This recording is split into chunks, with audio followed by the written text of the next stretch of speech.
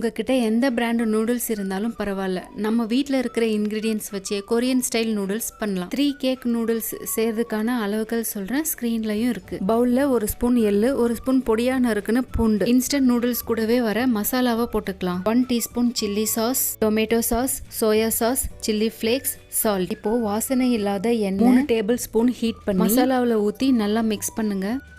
நூடுல்ஸ்க்கான chilli oil ready. கடாயில தண்ணி கொதிக்க வச்சு வச்சிருக்கிற நூடுல்ஸை அதுல வேக வச்சுக்கலாம். வெந்ததும் நூடுல்ஸை ஃபில்டர் பண்ணி எடுத்துக்கோங்க. நூடுல்ஸ்ல 1 டேபிள் ஸ்பூன் எண்ணெய் விட்டு மிக்ஸ் பண்ணிக்கோங்க, ஒட்டிக்காம இருக்கும். இப்போ கொரியன்ஸ் பண்ற மாதிரியே வெஜிடபிளையும் பண்ணிடலாமா? பேன்ல 1 டேபிள் ஸ்பூன் பட்டர், பொடியா நறுக்குன பூண்டு போட்டுக்கிறேன். கேரட், கேப்சிகம், மஷ்ரூம், கேபேஜ் இது எல்லாத்தையும் போட்டுக்கிறேன். உப்பு, மிளகு போட்டு 5 நிமிஷம் வேக வச்சு எடுத்தா கிரன்ச்சியான டேஸ்டியான வெஜிடபிள்ஸ் ரெடி. நாம ரெடி பண்ணி வச்சிருக்கிற சில்லி ஆயில வேக வச்ச நூடுல்ஸோட நல்லா மிக்ஸ் பண்ணிக்கோங்க. இப்போ நூடுல்ஸை வெஜிடபிள்ஸோட சர்வ் பண்ணுங்க. ஆஃப் பாயில் போட மறந்துடாதீங்க.